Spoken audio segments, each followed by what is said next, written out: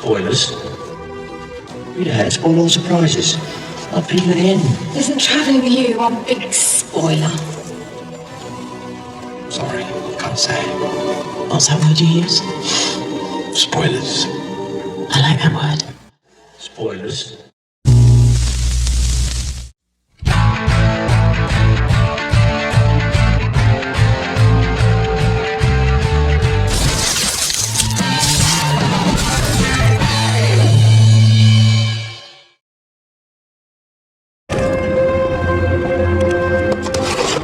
She's just a girl. How can she be? She can't be. She is. She can't be. She's not possible. Now, come on, Doctor. When has it ever not been possible for the impossible to be possible when the Doctor is around? I think the impossible question is, what life are you exactly on, Doctor? Now that the reins have been passed to Peter Capaldi, what number does that make him? Fans of the show and Whovians alike have all been waiting, wondering how exactly will Moffat make a paradox that he can exploit in order for there to be life and the TV show to continue after Capaldi's Doctor. I believe he's already done this, and that he slipped it right under our noses without us knowing.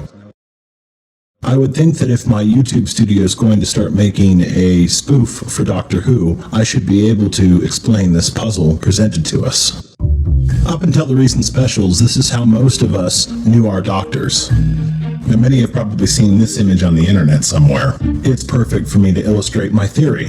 To really understand my theory, we need to look at the Doctor's head count so far. Not just the actors that have played him, but also the lives as a whole.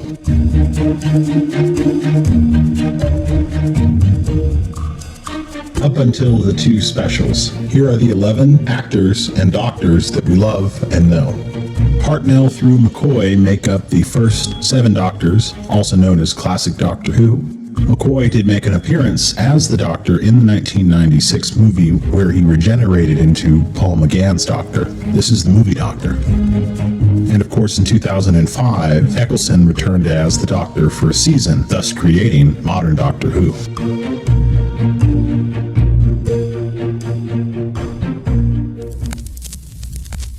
Now the 50th and Christmas special have come and gone.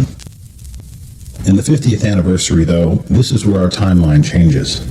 This is where we are introduced to a Doctor that cannot be named, the War Doctor.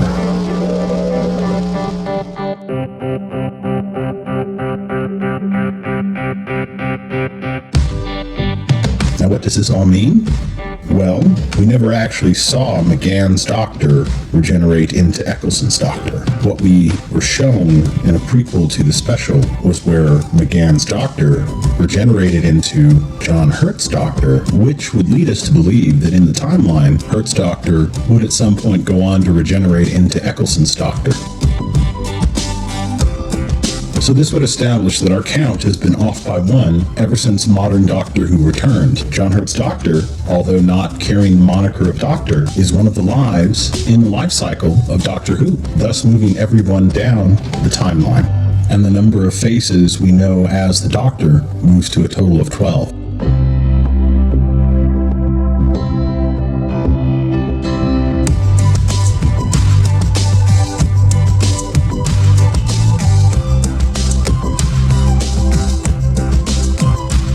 Chatting away. I'm brilliant. So this means that Capaldi's Doctor would have to be number 13. Lucky number 13. But wait, there is actually one life most people forget to remember. Brilliant, brilliant, brilliant, brilliant, brilliant, brilliant, brilliant, brilliant, brilliant, brilliant, brilliant.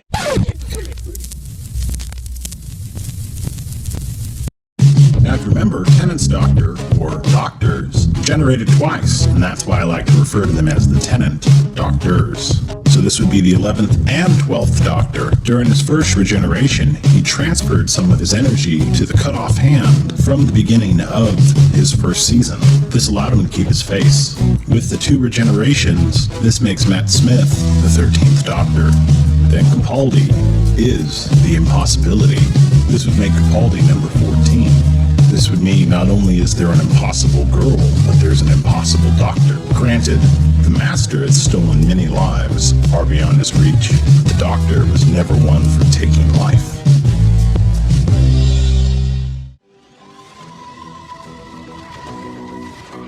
Spoilers. Read ahead, spoil all the surprises. Not peeking at the end. Isn't traveling with you one big spoiler?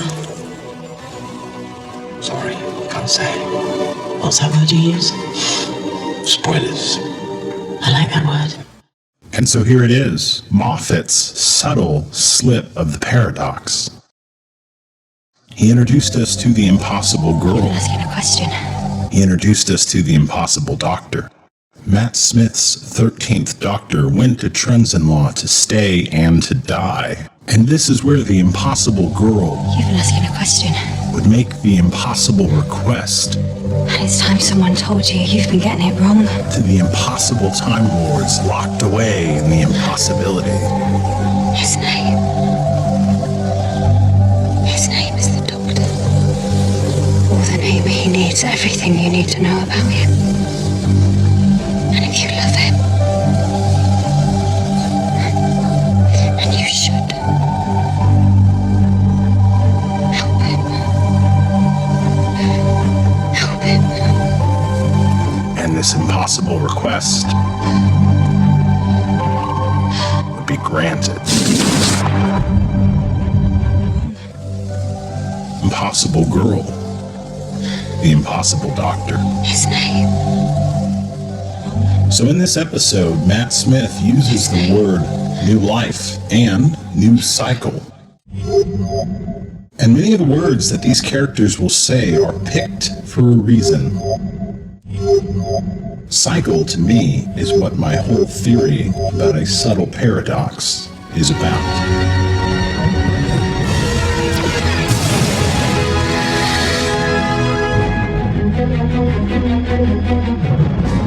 The Impossible Doctor.